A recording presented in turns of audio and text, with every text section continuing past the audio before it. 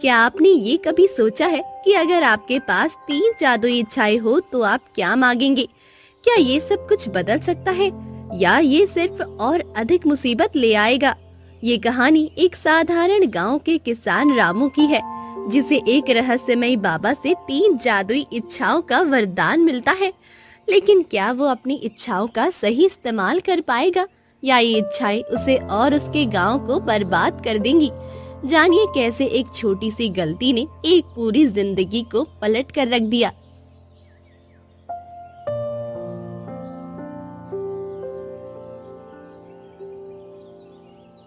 पहाड़ों के बीच एक श्याम नगर नामक गांव था। हरे भरे पेड़ों और छोटी पंगड़ियों से घिरा वो गांव बाहर से सुंदर लगता था, लेकिन यहाँ के लोग गरीबी और समस्याओं से जूझ रहे थे। गांव के अधिकांश किसान छोटे खेतों पर निर्भर थे, जो मुश्किल से उनका पेट भर पाते।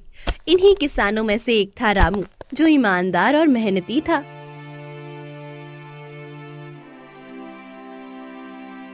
अजी, सुनते हो? आज घर में आटा खत्म हो गया है। बच्चों को खाना कैसे देंगे? अरे सीता, चिंता मत करो। आज जंगल से लकड़ी काटकर बेचूंगा, कुछ पैसे मिल जाएंगे। तुम हर दिन ऐसे ही मेहनत करते रहो, लेकिन हालत तो वही है। क्या कभी हमारी गरीबी खत्म होगी? रामू ने सीता की ओर देखा। उसकी आंखों में दुख साफ झलक रहा था, लेकिन उसने हिम्मत नहीं हारी।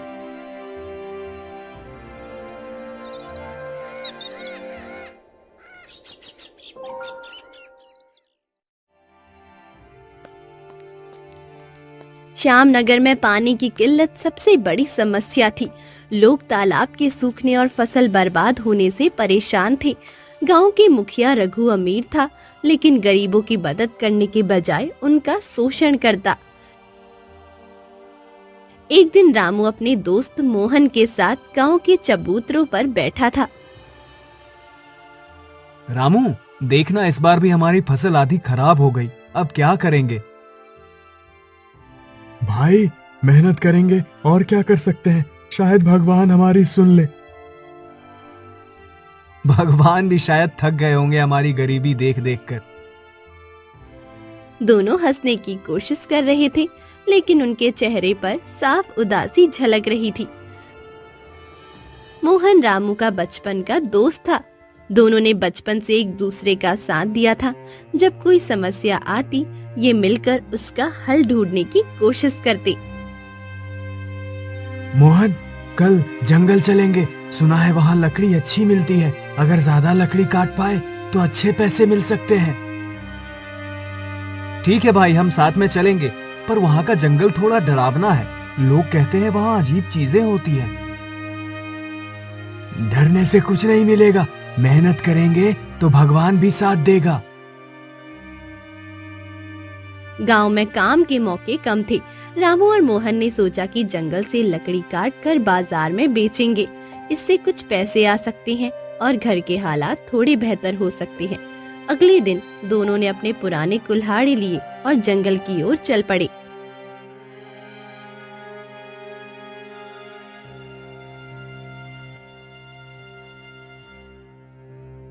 रामू, संभल कर जाना। जंगल की कहानियां सुनकर डर लगता है। डरने की जरूरत नहीं, मैं जल्दी लौट आऊंगा।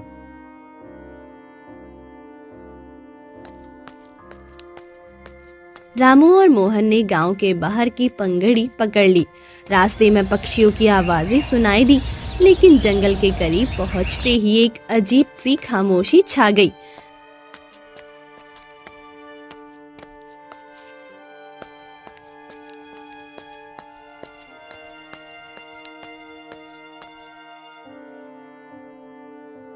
रामू, ये जगह अजीब नहीं लग रही? जैसे कोई हमें देख रहा हो। ऐसी बातें मत कर, बस लकड़ी काट और जल्दी घर लौट चल।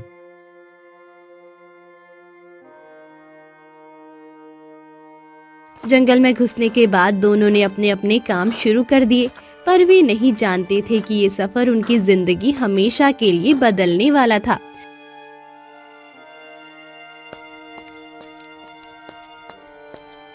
जंगल के अंदर गहराई में जाते वक्त रामू का कुल्हाड़ी एक पत्थर से टकराया। ये पत्थर साधारण नहीं था। रामू ने उसे गौर से देखा और कुछ महसूस किया, लेकिन ये क्या था, इसका खुलासा आगे होगा। क्या ये पत्थर उनकी किस्मत बदल देगा या कोई नई मुसीबत लाएगा? रामू और मोहन जंगल में लकड़ी काटते हुए धीरे धीरे अंदर की ओर बढ़ते गए। सूरज की रोशनी अब घने पेड़ों की शाखाओं में छिपने लगी थी। हवा में अजीब सी खामोशी थी। रामू, ये जगह मुझे ठीक नहीं लग रही। लगता है हम बहुत अंदर आ गए हैं। डर मत, बस थोड़ा और काम करते हैं, जल्दी वापस चलेंगे। जंगल में हर कदम के साथ पेड़ और घने होते जा रहे थे। अजीब आवाजें, जैसे किसी ने पत्तियों को कुचला हो, और हवा से गूंज रही थी। रामू ने पलटकर देखा, लेकिन वहाँ कोई नहीं था। मैंने कहा था ये जंगल सही नहीं है। लगता है कोई हमें देख रहा है।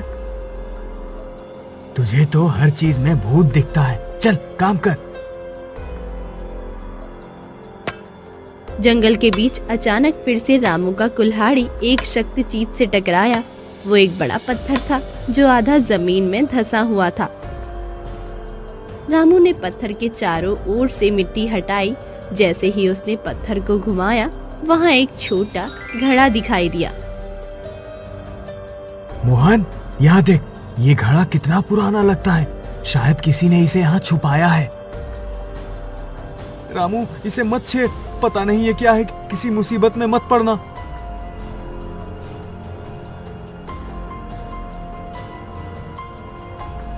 रामू ने मोहन की बात को नजरअंदाज किया और घड़े को उठाया।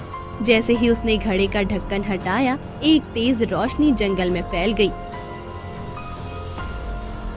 उस रोशनी के बीच अचानक एक वृद्ध बाबा प्रकट हुए। उनकी लंबी सफेद दाढ़ी, चमकदार आंखें और गहरे लाल वस्त्र उनके व्यक्तित्व को रहस्यमय बना रहे थे। बाबा के हाथ में एक लकड़ी थी जिस पर अजीब निशान बने हुए थे। तुमने मेरे घड़े को छुआ है। अब मैं तुम्हारी मदद के लिए प्रकट हुआ हूँ। रामू और मोहन घबरा गए। ये क्या हो रहा है? आप कौन हैं?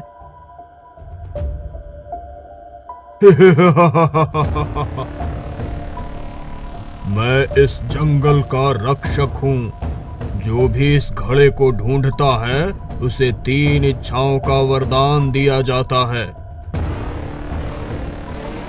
3 इच्छाएं? क्या सच में? बाबा ने अपनी लकड़ी हवा में घुमाई और उनके इशारों पर घड़ा अपने आप हवा में तैरने लगा। तुम्हें 3 इच्छाएं मांगने का अधिकार है, लेकिन याद रखना, हर इच्छा के परिणाम होंगे। तुम जो चाहोगे उसे पूरा किया जाएगा, पर सोच समझकर मांगना। क्या इसका मतलब है कि हम अपनी गरीबी खत्म कर सकते हैं? हाँ, पर हर इच्छा का असर तुम्हारे आसपास के लोगों पर भी होगा। तुम्हारी किस्मत अब तुम्हारे फैसलों पर निर्भर है। रामू और मोहन दोनों सोच में पड़ गए। भाई, ये कुछ गड़बड़ लग रहा है। कहीं ये वरदान मुसीबत ना बन जाए। लेकिन मोहन, ये मौका हमारी जिंदगी बदल सकता है। मुझे तो लग रहा है ये भगवान का संकेत है। तुम्हारे पास समय कम है।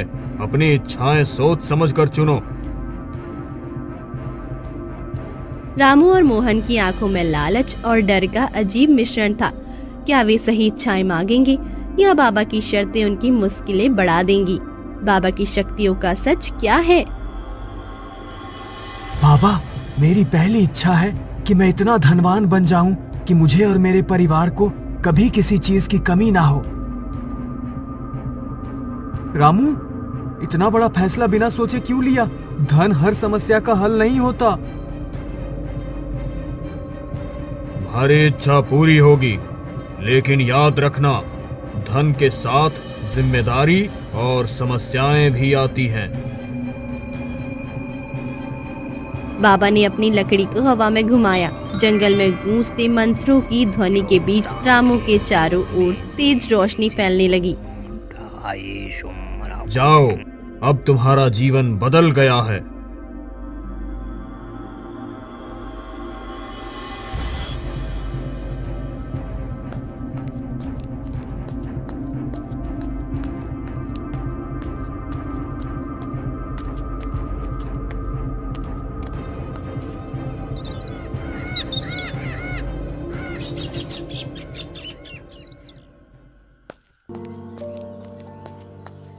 गांव के बाहर पहुंचते ही रामू ने देखा कि उसका घर अब कच्चा नहीं बल्कि एक बड़ा पक्का मकान बन चुका है। आंगन में अनाज के बड़े बड़े ढेर लगे थे और एक चमचमाती बैलगाड़ी खड़ी थी। रामू, ये सब कैसे हुआ? ये घर, ये अनाज, ये बैलगाड़ी कहाँ से आई?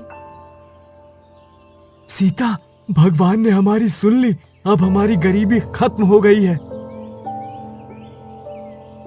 गांव वाले ये देख हैरान थे।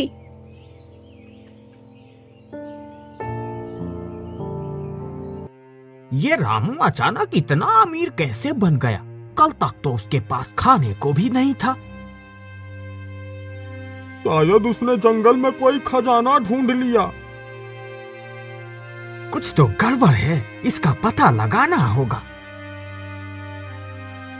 रामू की जिंदगी अब पूरी तरह बदल गई थी। गांव वाले उसे सम्मान से देखते, लेकिन धीरे धीरे उसकी साधारण जीवन शैली बदलने लगी। भाई, तेरे पास इतना सब कुछ आ गया, पर तुझे अजीब नहीं लग रहा? मोहन, ये सब हमारी मेहनत का फल है। अब मुझे किसी की परवाह नहीं। रामू, धन हमेशा खुशियां नहीं लाता, संभल कर रहना। लेकिन रामू अपने नए जीवन में इतना खो गया कि उसने मोहन की बातों को नजरअंदाज कर दिया।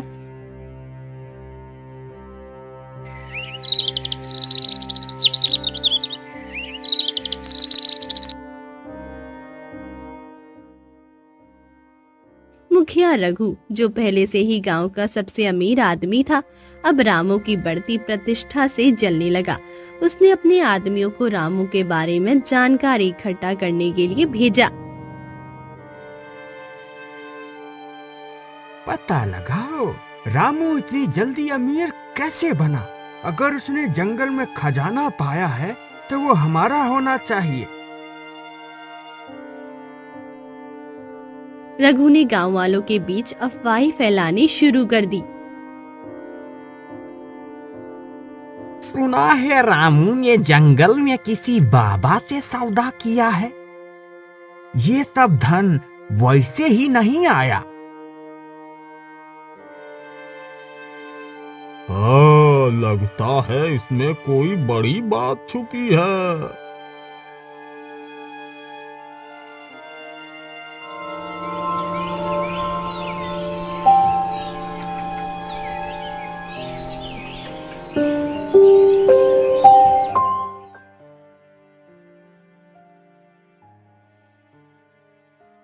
रामू के पास अब धन तो बहुत था, लेकिन उसका स्वभाव बदलने लगा। वो पहले ही तरह दूसरों की मदद करने वाला नहीं रहा। रामू, पहले तुम हर किसी के सुख दुख में खड़े रहते थे, अब ये बदलाव क्यों? अब हमारे पास धन है, हर किसी की मदद करना जरूरी नहीं। गांव वाले रामू से दूरी बनाने लगे। जिन लोगों ने पहले उसकी तारीफ की थी, वे अब उसे शक की नजर से देखने लगे। रामू को महसूस होने लगा कि धन ने उसकी खुशियों तो बढ़ाई, लेकिन साथ ही ईर्ष्या, तनाव और अकेलेपन को भी बढ़ा दिया है। मोहन ने उसे चेतावनी दी थी, लेकिन रामू ने उसकी बातों को अनसुना किया। रामू के पास अब सब कुछ था, लेकिन क्या वो सही मायने में खुश था? मुखिया रघु की चालें और गांव वालों की ईर्ष्या उसकी जिंदगी को किस दिशा में ले जाएंगी? रामू की पहली इच्छा ने उसकी जिंदगी तो बदल दी, लेकिन गांव में उसके खिलाफ माहौल बनने लगा। मुखिया रघु और उसके साथी दिन रात नई चालें सोचने लगे।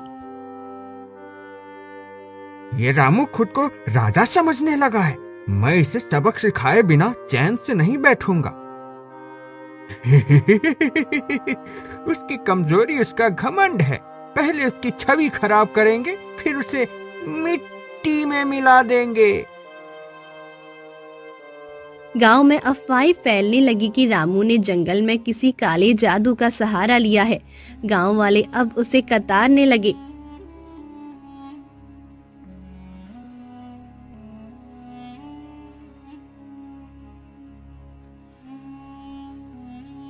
रामू को ये महसूस होने लगा कि धन होने के बावजूद उसे शांति नहीं मिली। रामू, तुम्हारे पास सब कुछ है, लेकिन गांव वाली अब तुमसे दूर क्यों होते जा रही है? शायद ये सब रघु की चालें हैं। मुझे इनसे बचने और अपने परिवार की सुरक्षा के लिए कुछ बड़ा करना होगा।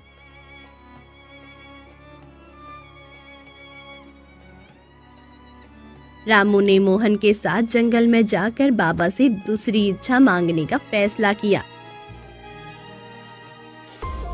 रामू और मोहन घड़ी को लेकर बाबा को पुकारते हैं। बाबा, हमें आपकी मदद चाहिए। क्या हुआ रामू? पहली इच्छा ने तुम्हें खुश नहीं किया? बाबा, धन से मेरी समस्याएं खत्म नहीं हुई। मुझे गांव वालों से और रघु से अपनी रक्षा करनी है। मेरी दूसरी इच्छा है कि मैं इतना ताकतवर बन जाऊं कि कोई मेरा सामना न कर सके। रामू, ये क्या कर रहे हो? ताकत कभी कभी मुसीबत भी बन सकती है। बाबा ने गंभीरता से रामू की ओर देखा। रामू, याद रखो, ताकत बड़ी जिम्मेदारी के साथ आती है। इसे गलत तरीके से उपयोग करना तुम्हारे लिए घातक हो सकता है। सोच लो। मैंने सोच लिया है बाबा, मुझे इस ताकत की जरूरत है। बाबा ने मंत्र पढ़ते हुए अपनी लकड़ी हवा में घुमाई। एक बार फिर तेज रोशनी रामू के चारों ओर फैल गई। तुम्हारी इच्छा पूरी हुई, लेकिन ताकत का उपयोग सोच समझ कर करना।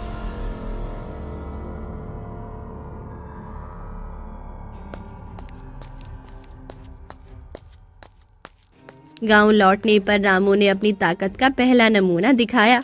उसकी ताकत असाधारण थी। वो एक झटके में बैलगाड़ी उठा सकता था, पेड़ उखाड़ सकता था और किसी भी खतरे का सामना कर सकता था। गांव वाले अब उससे डरने लगे। रामू आप इंसान नहीं, कोई दैवी शक्ति है। लेकिन इतनी ताकत किसी के लिए भी खतरनाक हो सकती है।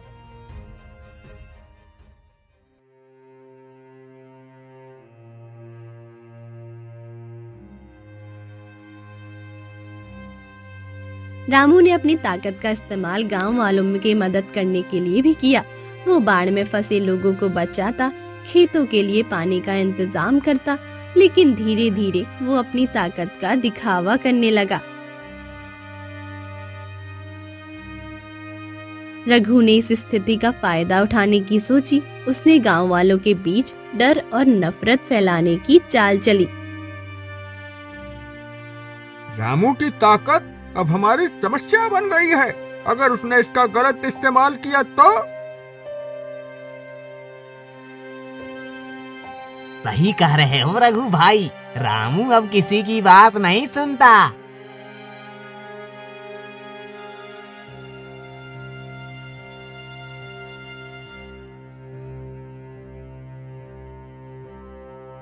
रामू को ये महसूस होने लगा कि उसकी ताकत उसे और अलग थलग कर रही थी। मोहन ने उसे चेतावनी दी।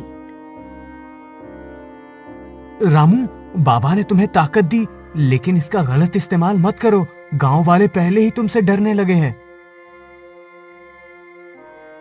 मोहन, मैं ये सब उनके भले के लिए कर रहा हूँ। अगर कोई मुझसे टकराएगा तो मैं उसे बर्दाश्त नहीं करूंगा। रामू की दूसरी इच्छा ने उसे ताकत तो दी, लेकिन उसके अहंकार और गांव में बढ़ते तनाव ने उसकी मुश्किलें बढ़ा दी। अब गांव वाले भी उसके खिलाफ खड़े होने लगे। क्या रामू अपनी ताकत को नियंत्रित कर पाएगा या वो वरदान उसके लिए अभिशाप बन जाएगा? रघु की चालें और गांव में पड़ते तनाव का क्या परिणाम होगा? रामू की ताकत और धन के बावजूद उसका जीवन मुश्किलों से घिरा था। गांव के लोग उससे डरते थे और मुखिया रघु लगातार षड्यंत्र कर रहा था। रामू, क्या बाबा के वरदान ने तुम्हारी जिंदगी बेहतर बनाई है या और मुश्किलें खड़ी कर दी हैं? रामू दुविधा में था। उसे समझ नहीं आ रहा था कि तीसरी इच्छा क्या मांगे जिससे सब कुछ ठीक हो जाए। लेकिन रामू, बाबा ने चेतावनी दी थी, तीसरी इच्छा मांगने से पहले सोचो, क्या ये सच में तुम्हारे और गांव के लिए सही होगी?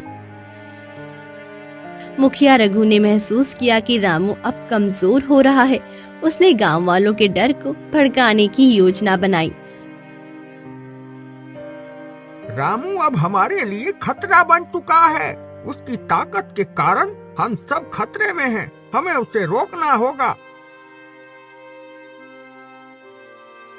गांव वाले पहले से ही रामू से नाराज थे। उन्होंने रघु की बात मान ली। रघु ने गांव वालों को उकसाया कि वे रामू के खिलाफ खड़े होंगे और उसे गांव छोड़ने के लिए मजबूर करेंगे। हाँ रघु भाई, सही कह रहे हैं। रामू अब हमारे बीच का नहीं रहा। उसकी वजह से हमारी जिंदगी मुश्किल हो गई है। रामू अब पूरी तरह से अकेला हो चुका था। मोहन ही उसका इकलौता साथी था। रामू, ये तीसरी इच्छा तुम्हारी आखिरी उम्मीद है। इसे सोच समझकर मांगना। मोहन, मैं चाहता हूं कि गांव वाले मुझसे नफरत करना बंद करें और सब कुछ पहले जैसा हो जाए।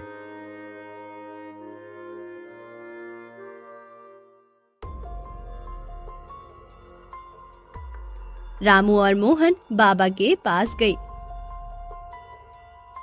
बाबा, मेरी तीसरी और आखिरी इच्छा है कि सब कुछ पहले जैसा हो जाए, गांव में शांति हो और मुझे कोई गलत ना समझे। बाबा ने गहरी सांस ली और अपनी लकड़ी हवा में घुमाई। तुम्हारी इच्छा पूरी होगी रामू, लेकिन याद रखना, हर परिवर्तन एक कीमत लेकर आता है।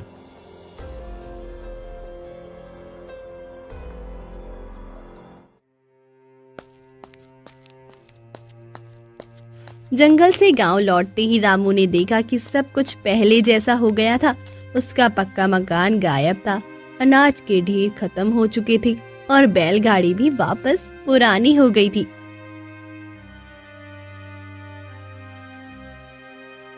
रामू, तुम वापस आ गए। मैंने सोचा था कि तुम हमेशा के लिए बदल गए हो। रामू को एहसास हुआ कि उसकी पहली और दूसरी इच्छाओं ने उसे कितना बदल दिया था, लेकिन गांव वालों का रवैया अभी भी उलझा हुआ था। रघु ने ये अफवाह फैला दी कि रामू ने बाबा की मदद से गांव को बर्बाद किया। अगर रामू ने बाबा से इच्छाएं मांगी थी तो उसने उसका सही इस्तेमाल क्यों नहीं किया? रामू और मोहन ने मिलकर गांव वालों का विश्वास फिर से जीतने का फैसला किया। रामू ने गांव वालों के साथ मिलकर काम करना शुरू किया। उसने अपनी गलतियों को स्वीकार किया और अपनी ताकत और धन का दिखावा करने के बजाय गांव की भलाई के लिए काम किया। मुझसे बहुत गलतियां हुई। मैंने सोचा था कि धन और ताकत से सब कुछ ठीक हो जाएगा, लेकिन मैंने अपनी सादगी और आप सबका प्यार खो दिया। अब मैं बाबा के वरदान का सही मतलब समझ पाया हूँ। मुखिया रघु ने जब देखा कि रामू फिर से गांव वालों का प्रिय बन रहा है, तो उसने अपनी चालें बंद कर दी। रामू, बाबा ने तुम्हें सबसे बड़ी सीख दी है। इच्छाएं पूरी करना आसान है, लेकिन उनका सही इस्तेमाल करना मुश्किल। हाँ मोहन, असली खुशी धन या ताकत में नहीं, बल्कि अपनों के साथ सादगी में है। रामू ने गांव वालों का विश्वास वापस जीत लिया। उसने अपने अनुभवों से गांव के बच्चों को शिक्षा दी कि लालच और अहंकार विनाश का कारण बन सकता है।